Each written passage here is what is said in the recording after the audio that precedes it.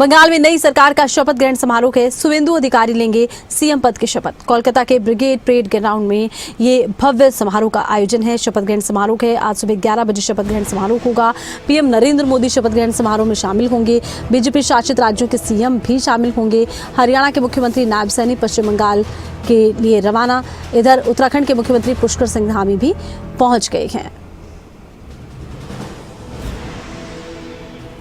पश्चिम बंगाल में शपथ ग्रहण समारोह को लेकर तैयारियां तेज हैं। शुभेंदु अधिकारी लेंगे सीएम पद की शपथ। कोलकाता के ब्रिगेड परेड ग्राउंड में होगा शपथ ग्रहण समारोह। बंगाल में नई सरकार का शपथ ग्रहण समारोह आज सुबह 11 बजे होगा।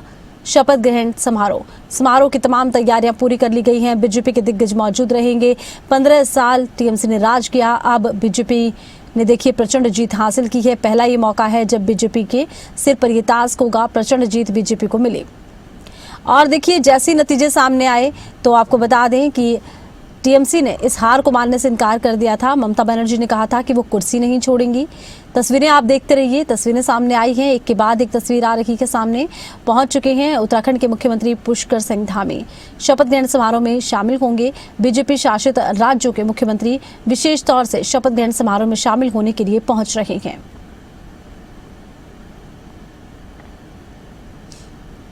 तो बीजेपी ने यहां पर प्रचंड जीत हासिल की। बीजेपी की प्रचंड जीत और उसके बाद देखिए सरकार बनाने की कवायद तेज कर दी गई थी। लेकिन इसी बीच ममता बनर्जी ने नतीजे आते ही कहा था कि नहीं देंगी वो इस्तीफा, लेकिन फिर तस्वीर बदली और उनकी सरकार को बर्खास्त कर दिया गया।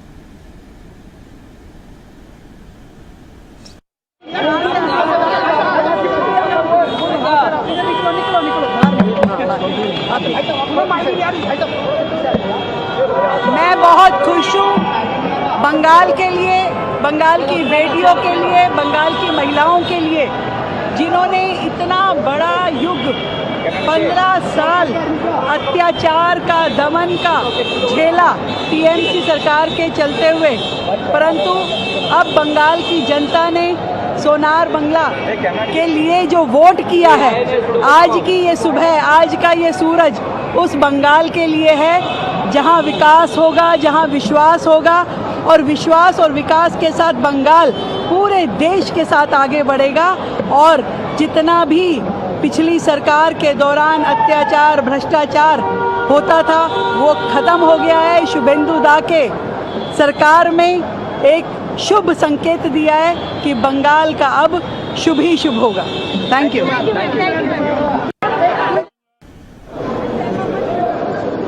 রাজনৈতিক জীবনে আগামীকাল হতে চলেছে এক ঐতিহাসিক দিন। যদিও আমি হরিয়ানার রাজ্যপাল, কালকের যে ইভেন্ট, সেই ইভেন্টটা কনস্টিটিউশনাল ইভেন্ট, পলিটিক্যাল ইভেন্ট নয়। সেই জন্য আমি গভর্নর হিসেবে, পশ্চিমবঙ্গবাসী হিসেবে এই ঐতিহাসিক দিনের সাক্ষী হওয়ার যে আনন্দ, অপরিসীম আনন্দ, সেই আনন্দ উপভোগ করতে এসেছি। আমি মনে করি আমাদের যে অন্ধকার টানেলের মধ্যে আমরা এতদিন ছিলাম, সেই অন্ধকার টানেল থেকে আমরা দিনের আলো দেখবার সুযোগ পেয়েছি। এবং আগামী দিনে আমাদের এখানে পশ্চিমবঙ্গে যারা নেতৃত্ব দেবে, তারা পশ্চিমবঙ্গের আপামর জনসাধারণের উন্নতির জন্য, দেশের আইন শৃঙ্খলা রক্ষা করার জন্য, দেশের বেকার ছেলেদের সমস্যার কথা মনে করে তারা সমস্ত ডেডিকেটেড হয়ে তারা কাজ করবে। এবং পশ্চিমবঙ্গের তার যে পুরনো ঐতিহ্য ছিল, সেই ঐতিহ্যকে তারা আবার ফিরিয়ে আনতে। 25 साल कम्युनिस्टों का, 15 साल टीएमसी का जो कार्यकाल रहा है, पश्चिम बंगाल की धरती में काली रात की तरह रहा है। कितनी घुटन लोग महसूस किए, कितना पश्चिम बंगाल पीछे चला गया, जिसे देश में सबसे आगे रहना चाहिए था। लेकिन भयभीत नहीं हुए पश्चिम बंगाल के लोग। माननीय प्रधानमंत्री जी के, श्री नरेंद्र मोदी जी के आश्वासन पर भरोसा किया और कमल का बटन दबाया और विश्वास दिलाते हैं पश्चिम बंगाल वासियों को, पश्चिम बंगाल को कमल के फूल की तरह खिलाएंगे। भारत पश्चिम बंगाल में देश को आज़ादी 47 में मिली, लेकिन कांग्रेस ने, वामपंथियों ने और तृणमूल ने सांस्कृतिक राजधानी को जिस ढंग से पीछे धकेला था, पश्चिम बंगाल के आम जनता ने भारतीय जनता पार्टी कार्यकर्ताओं के साथ कंधे से कंधा मिलाकर आदरणीय प्रधानमंत्री नरेंद्र मोदी जी के नेतृत्व में जिस ढंग से काम किया है, हम कह सकते हैं कि पंडित श्यामा प्रसाद मुखर्जी जी के सपने पर मोहर लगाने का काम पश्चिम बंगाल के भाई बहनों ने किया है। मैं पश्चिम बंगाल के सभी भाई बहनों को बहुत बहुत आभार प्रकट करता हूं, अभिनंदन करता हूं और माननीय मोदी जी का बहुत बहुत अभिनंदन। पहले की जो हालत थी या दहशत गुंडागर्दी को नकार दिया है। आदरणीय प्रधानमंत्री नरेंद्र मोदी जी के नेतृत्व पर विश्वास जताया है और इसलिए यहाँ पर लोग डेवलपमेंट चाहते हैं और डेवलपमेंट को लोगों ने प्राथमिकता दी है। इसलिए मैं आदरणीय प्रधानमंत्री नरेंद्र मोदी जी का धन्यवाद अदा करता हूँ, उनका अभिनंदन करता हूँ। साथ ही में गृह मंत्री अमित भाई यहाँ पर पूरा ध्यान उन्होंने दिया था और यहाँ पर जब चुनाव में धांधली होती थी, चुनाव में लॉ एंड ऑर्डर की सिचुएशन पैदा करते थे यहाँ के लोग, उनको बिल्कुल रोक लगा दी और निर्भयता से लोगों ने वोट किया। इसलिए वोटिंग का परसेंटेज 94% हुआ। ये पहली बार पश्चिम बंगाल के इतिहास में हुआ है और इसलिए अभी ये डबल इंजन की सरकार चलेगी और यहाँ का डेवलपमेंट होगा, विकास होगा, यहाँ के युवाओं को रोजगार मिलेगा और यहाँ की कानून व्यवस्था बहुत ही मजबूत हो जाएगी। और इसलिए मैं बहुत बहुत अभिनंदन करता हूँ। कल शुभेंदु अधिकारी जो मुख्यमंत्री बनने जा रहे हैं वो भी एक कर्मठ कार्यकर्ता है और वो यहाँ का बंगाल का विकास करेंगे मोदी जी के नेतृत्व में और यहाँ के लोगों को पिछले कई सालों से जो नहीं हो पा रहा था वो आगे यहाँ पर development On the historic occasion remembering Rabindranath Tagore ji and thanking the people of Bengal for a historic mandate, we're looking forward for our important state of Bengal, which can be an economic powerhouse in our country's landscape, to take its rightful place. I'm expecting the pace of development to go up. I express my congratulations especially to BJP, to the grassroots workers. It's going to give us a lot of impetus to the entire NDA परिवार। तो बंगाल में नई सरकार का शपथ ग्रहण समारोह है और सुबह 11 बजे से शपथ ग्रहण समारोह देखिए शुरू हो जाएगा। पीएम नरेंद्र मोदी पहुंचेंगे और बीजेपी के दिग्गजों ने पहुंचना शुरू कर दिया है। उत्तराखंड के मुख्यमंत्री पुष्कर सिंह धामी पहुंच गए हैं, दिल्ली की मुख्यमंत्री रेखा गुप्ता पहुंच गई हैं, जयंत चौधरी एनडीए सहयोगियों में पहुंचे हैं और एक के बाद एक दिग्गजों के पहुंचने का सिलसिला शुरू हो चुका है। शपथ ग्रहण समारोह 11 बजे शुरू होगा। पीएम मोदी, अमित शाह समेत बीजेपी शासित राज्यों के तमाम मुख्यमंत्री पहुंचेंगे, एनडीए शासित राज्यों के मुख्यमंत्री भी पहुंचेंगे। अब दिग्गजों के पहुंचने का सिलसिला हो गया है शुरू। तस्वीरें आप देख रहे हैं। ताजपोशी का दिन है, सुवेंदु अधिकारी की ताजपोशी होगी और देखिए सुवेंदु अधिकारी सबसे प्रमुख दावेदार थे। पश्चिम बंगाल का नया मुख्यमंत्री कौन होगा, इस पर शुभेंदु अधिकारी सबसे बड़े दावेदार के तौर पर देखे जा रहे थे। इसके पीछे वजह क्या है? वजह यह है कि देखिए शुरू में ही बीजेपी ने यह कहा था कि जो पश्चिम बंगाल का सीएम होगा वो बंगाल से होगा, बंगाली जानता होगा। तो देखिए ये पहले से ही उनकी दावेदारी पक्की मानी जा रही थी और वो दावेदारी सही भी साबित हुई है। एक के बाद एक दिग्गजों के पहुंचने का सिलसिला शुरू है और तमाम देखिए दिग्गज यहां पहुंच रहे हैं। बीजेपी शासित एनडीए शासित राज्यों के मुख्यमंत्री भी पहुंच रहे हैं और ज्यादा जानकारी के लिए रुख करेंगे खबरें अभी तक के संवाददाता राजा पटेल का। राजा, देखिए सुवेंदु अधिकारी की आज ताजपोशी है, बीजेपी के तमाम दिग्गज पहुंच रहे हैं, क्या कुछ जानकारी आपके पास? सरकार में बिल्कुल, देखिए अब से कुछ देर बाद जो है शुभेंदु अधिकारी की ताजपोशी होगी। सभी जो भाजपा के सीनियर नेता हैं, दिग्गज नेता हैं, उनके पहुंचने का सिलसिला शुरू हो चुका है।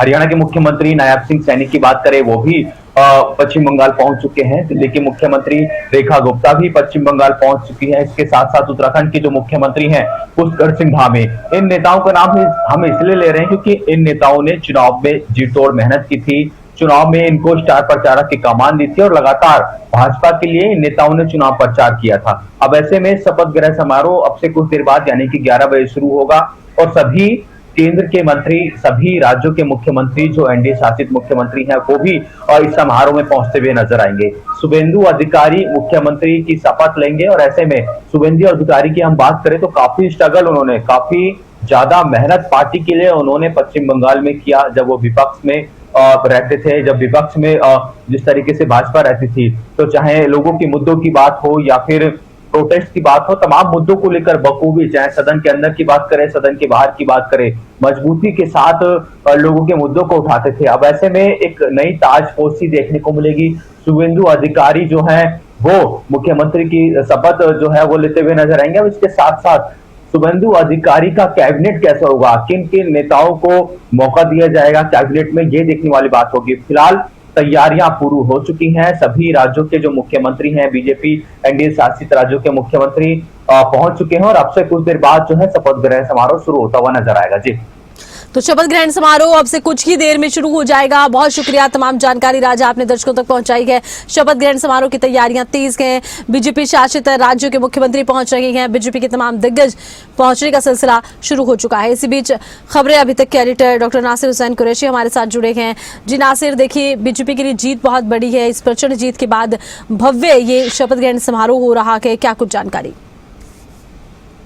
शक नहीं कि ये जीत बीजेपी की बहुत बड़ी है। पश्चिम बंगाल में जीत हासिल करना, पश्चिम बंगाल में सरकार बनाना भारतीय जनता पार्टी का एक बड़ा सपना था और आखिरकार वो सपना पूरा हुआ। जनसंघ के टाइम से ही अगर हम बात करें तो भारतीय जनता पार्टी की तरफ से पश्चिम बंगाल में अपने आप को मजबूत करने की दिशा में लगातार काम किए गए, लेकिन कभी कामयाबी नहीं मिली। लेकिन पिछले 10 साल की अगर हम बात करते हैं तो इन 10 साल में भारतीय जनता पार्टी कहते हैं ना कि फर्श से अर्श तक पहुंची है और आज वो दिन है कि आज पहली बार पश्चिम बंगाल में भारतीय जनता पार्टी का मुख्यमंत्री बनने जा रहा है, पहला मुख्यमंत्री भारतीय जनता पार्टी की सरकार का, और उनका नाम है शुभेंदु अधिकारी। शुभेंदु अधिकारी एक जुझारू नेता हैं और जमीन से जुड़े कार्यकर्ता हैं, जमीन से जुड़े नेता हैं और उन्होंने पश्चिम बंगाल में भारतीय जनता पार्टी को मजबूत करने में और भी जो नेता थे उनके साथ काम किया।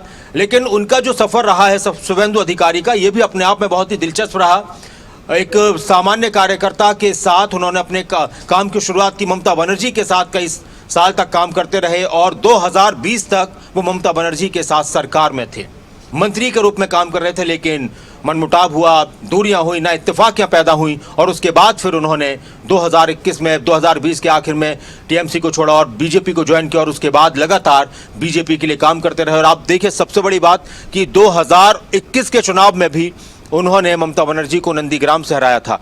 जब शुभेंदु अधिकारी ममता बनर्जी को छोड़कर, टीएमसी को छोड़कर गए थे तो और भी कई नेता थे, लेकिन सबसे बड़ा झटका ममता बनर्जी को शुभेंदु अधिकारी के जाने से लगा और बीजेपी ने भी उनको उनके बिल्कुल सामने खड़ा कर दिया। ममता बनर्जी नंदीग्राम पहुंची थी शुभेंदु अधिकारी के खिलाफ चुनाव लड़ने के लिए। नंदीग्राम से अक्सर वो चुनते आए हैं और उनका वहां पर गढ़ माना जाता है, लेकिन नंदीग्राम में 2021 में उन्होंने ममता बनर्जी को तकरीबन 2000 वोटों से हराया था। और फिर अब इस चुनाव में शुभेंदु अधिकारी ममता बनर्जी का जो गढ़ कहा जाता है भवानीपुर की सीट, वहां वो पहुंचे और फिर उन्होंने वहां पर ममता बनर्जी को तकरीबन 15,000 वोटों से हरा दिया। यह पहला ऐसा मौका है कि जब किसी सिटिंग चीफ मिनिस्टर को 2-2 बार एक ही नेता के जरिए हार का सामना करना पड़ा हो और वो भी अलग अलग सीट्स पर। अब आज का दिन बीजेपी के लिए बहुत बड़ा दिन है। प्रधानमंत्री नरेंद्र मोदी पहुंच चुके हैं, अलग अलग राज्यों के मुख्यमंत्री पहुंच चुके हैं, हरियाणा के मुख्यमंत्री, दिल्ली के मुख्यमंत्री और उत्तर प्रदेश के मुख्यमंत्री भी पहुंचने वाले हैं। अलग अलग राज्यों में जो बीजेपी शासित राज्य हैं, एनडीए शासित राज्य हैं, वहां के उप मुख्यमंत्री पहुंच रहे हैं, केंद्रीय मंत्री पहुंच रहे हैं।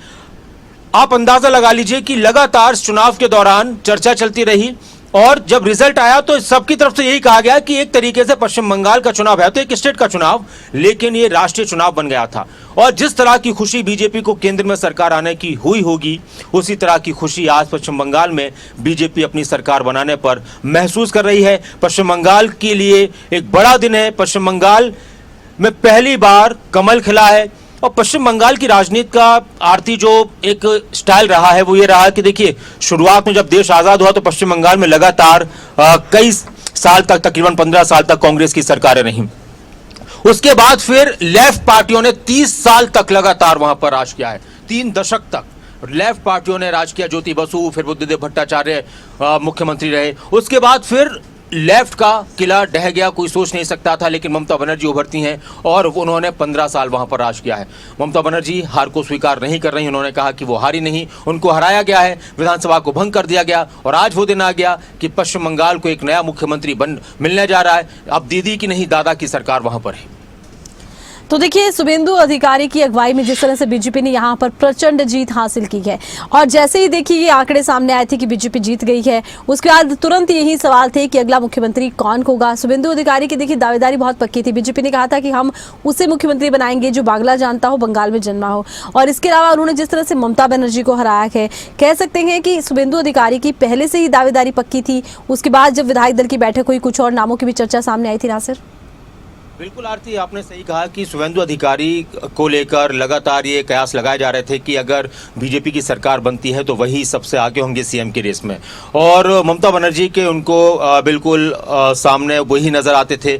हम देखते हैं कई बार जब लोग किसी अलग अलग पार्टियों के प्रतिद्वंदियों की फोटोज़ लगाते हैं तो अगर पश्चिम बंगाल के लिहाज से बात की जाए तो ममता बनर्जी के सामने शुभेंदु अधिकारी को बीजेपी का नेतृत्व करते हुए दिखाया जाता था, और शुभेंदु अधिकारी सबसे आगे इस रेस में भी चले थे। हालांकि नाम कई चले थे अभी फिलहाल, लेकिन शुभेंदु अधिकारी हर एक बार हर एक जगह पर सबसे पहला नाम उन्हीं का आ रहा था। उनके अलावा दिलीप घोष का नाम चल रहा था, अग्निमित्रा पॉल का नाम चल रहा था। इस तरह की भी चर्चाएं चल रही थी कि क्या ऐसा भी हो सकता है कि जिस तरह से इस चुनाव में महिला आरक्षण को लेकर जो चर्चाएं हुई हैं, वार पलटवार हुए हैं, अलग अलग मंचों से बीजेपी नेताओं ने महिलाओं के खिलाफ काम करने का आरोप विपक्ष पर, टीएमसी पर लगाया, तो क्या बीजेपी की तरफ से ऐसा कोई संदेश दिया जा सकता है? क्योंकि सिर्फ अभी एक ही राज्य में बीजेपी की महिला मुख्यमंत्री हैं और इतने सारे राज्यों में बीजेपी की सरकार होने पर विपक्ष की तरफ से भी कहा जा रहा था कि आपने खुद तो इतनी बड़ी बड़ी बातें करते हैं, लेकिन किसी राज्य में, एक दिल्ली में आपने मुख्यमंत्री बनाया और वो भी आधी मुख्यमंत्री हैं क्योंकि उनके पास भी बहुत सारी शक्तियाँ नहीं हैं।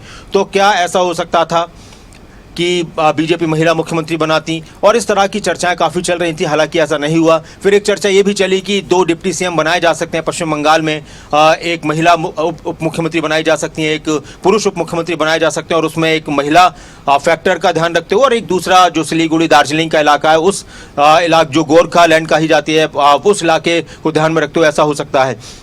तो देखिए अभी तक की जो खबरें हैं वो हैं कि अभी डिप्टी सीएम वाला भी जो एक हम हमेशा राजनीति में देखते हैं, अलग अलग राजनीति में नेताओं को साधने की कोशिश की जाती है, तो वो फॉर्मूला भी फिलहाल यहाँ पर नजर नहीं आ रहा। अभी तक तो इस तरह की चर्चाएं चल रही थी, लेकिन उनमें बहुत ज़्यादा दम नहीं। अब हो सकता है कि आने वाले वक्त में ऐसा कुछ देखने को मिल जाए, लेकिन हाँ, महिलाओं की भागीदारी इस मंत्रिमंडल में काफ़ी हो सकती है। रूपा गांगुली का नाम है, और भी कई नाम हैं। इनके अलावा अलग अलग जो क्षेत्र हैं पश्चिम बंगाल के, चाहे वो उत्तर बंगाल की बात की जाती है, दक्षिण बंगाल की बात की जाती है, गोरखालैंड की बात की जाती है, तो उन सारे फैक्टर्स को ध्यान में रखते हुए सबको अलग अलग जगहों पर लोगों को प्रतिनिधित्व मिल जाए, इसका भी ध्यान रखा जाएगा। और जो आपने शुरुआत में सवाल किया था कि शुभेंदु अधिकारी, तो शुरुआत से ही शुभेंदु अधिकारी जिस तरीके से आक्रामक नजर आ रहे थे ममता बनर्जी को लेकर, हालांकि और भी नेता नजर आ रहे थे, लेकिन शुभेंदु अधिकारी ममता बनर्जी के लिए सबसे ज़्यादा मुश्किलें इसलिए भी पैदा कर रहे थे क्योंकि उनके साथ काम किया था, उनको बहुत अच्छी तरह से जानते थे, और बहुत बड़ा झटका ममता बनर्जी को 2021 में शुभेंदु के जाने से लगा था, और फिर लगातार शुभेंदु ममता बनर्जी के खिलाफ काम करते रहे, लीडर ऑफ अपोजिशन की भूमिका में भी वो थे, तो सबसे बड़ी दावेदारी उन्हीं की शुरुआत से नजर आ रही थी। अच्छा, देखिए 2 डिप्टी सीएम वाली भी लगातार चर्चाएं चल रही हैं, चाहे मध्य प्रदेश हो, राजस्थान को, बिहार हो, महाराष्ट्र को, बीजेपी ने यही फॉर्मूला अपनाया है। तो ऐसे में क्या ये फॉर्मूला पूरी तरह से कारगर नजर नहीं आता पश्चिम बंगाल के लिए? ऐसा भी हो सकता है कि बीजेपी चौंकाने वाला फैसला पश्चिम बंगाल में भी ले?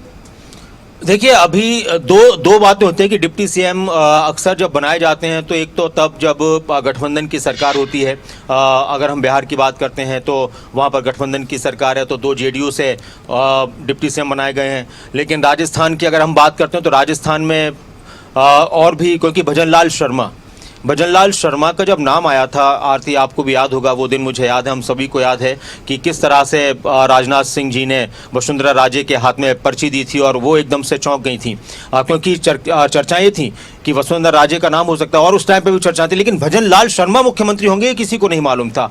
तो फिर ऐसा होता है कि फिर उसमें गुटों का ध्यान रखा जाता है कई बार कि चलो ठीक है, अब इनके करीबी को डिप्टी सीएम बना दिया जाए, ताकि जो नेता होते हैं अलग अलग, एक ही पार्टी में अलग अलग जो नेता होते हैं जो अपना प्रभाव रखते हैं, तो किसी न किसी तरीके से उनको ये महसूस कराया जाए कि ठीक है आपका भी ध्यान रखा गया है।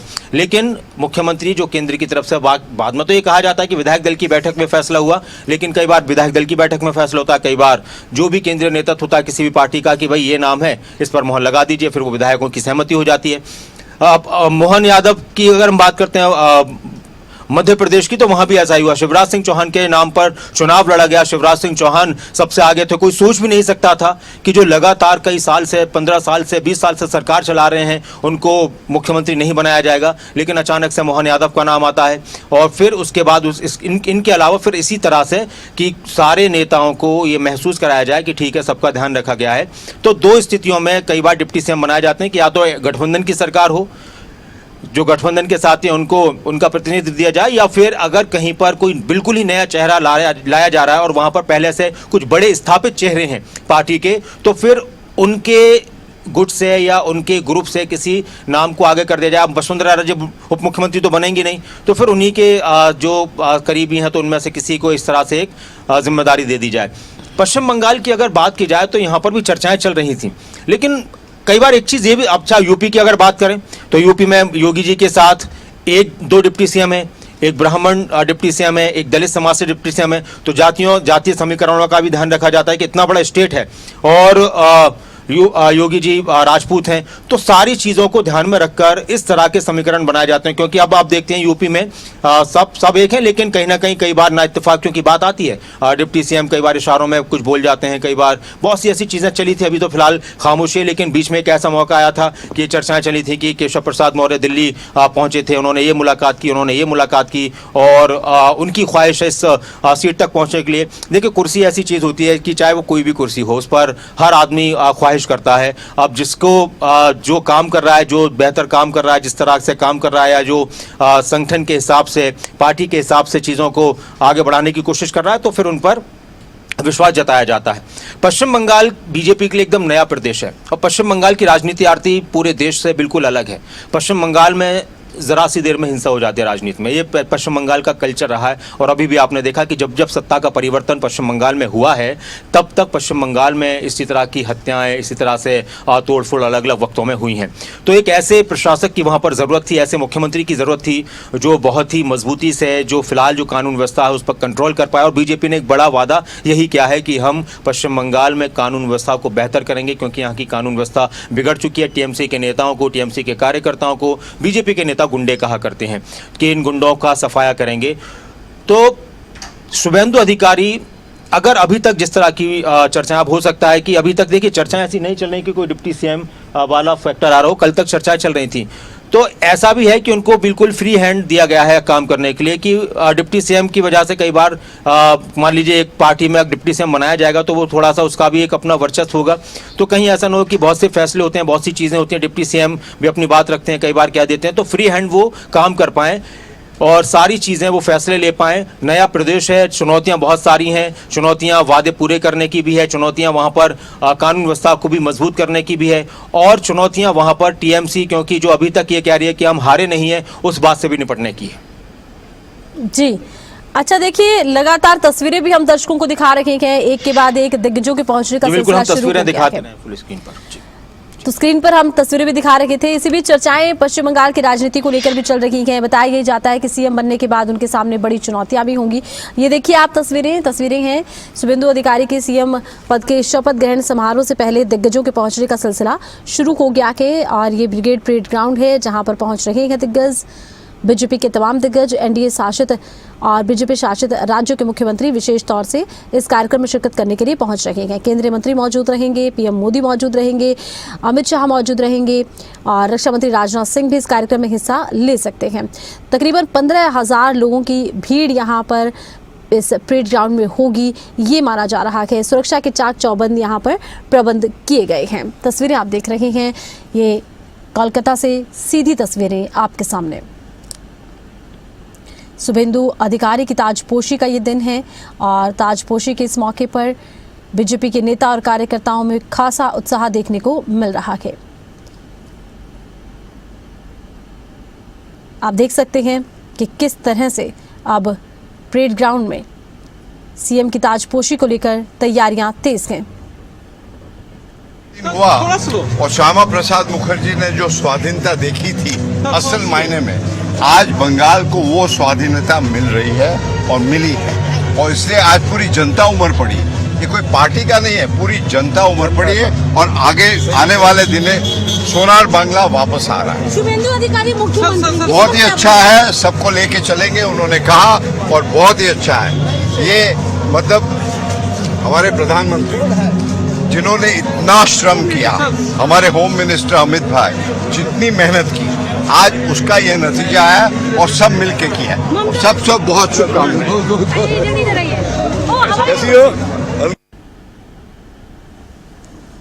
तो आप देख रहे हैं तस्वीरें कि किस तरह से खासा उत्साह बीजेपी के नेता और कार्यकर्ताओं में देखने को मिल रहा है।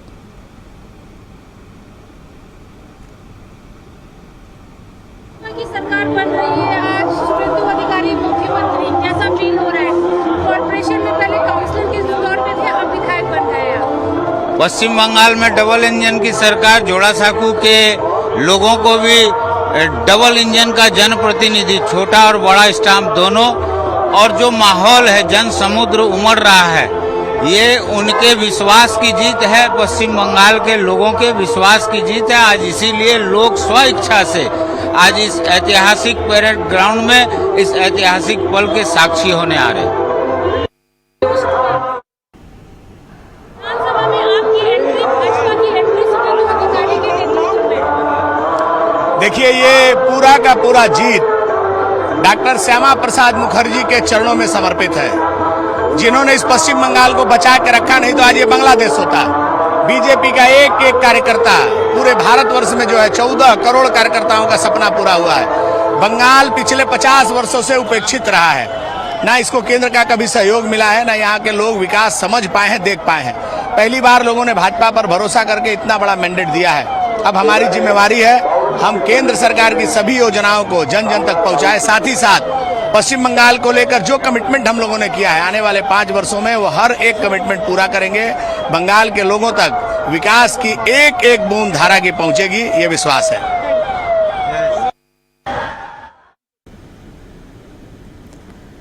तो ब्रिगेड परेड ग्राउंड है ये कोलकाता का। बीजेपी के कार्यकर्ताओं में उत्साह, बीजेपी के दिग्गजों के पहुंचने का सिलसिला जारी। बंगाल में नई सरकार का शपथ ग्रहण समारोह है। सीएम नायब सैनी भी देखिए पश्चिम बंगाल पहुंचे हैं और उत्तराखंड के मुख्यमंत्री पुष्कर सिंह धामी भी पहुंचे हैं, और बिहार सीएम सम्राट चौधरी पहुंचे हैं। योगी आदित्यनाथ ने पहुंचना है, डिप्टी सीएम भी दोनों यूपी के वहां पहुंचेंगे। और अब पश्चिम बंगाल में आपको बता दें हम कि बीजेपी के दिग्गजों का जमावड़ा लग गया है। दिल्ली सीएम रेखा गुप्ता पहुंची हैं और एनडीए के जो सहयोगी घटक हैं उनके भी दिग्गज नेता यहाँ पहुंचे हैं। 30 राज्यों के मुख्यमंत्री शिरकत करेंगे शपथ ग्रहण समारोह में, ऐसा कयास लगाया जाता है। ये ब्रिगेड परेड ग्राउंड है, यहाँ की तस्वीरें आप देखिए। मोदी मोदी की गूंज सुनाई दे रही है। बीजेपी की जीत प्रचंड रही, लेकिन एक पहली जीत है बीजेपी की पश्चिम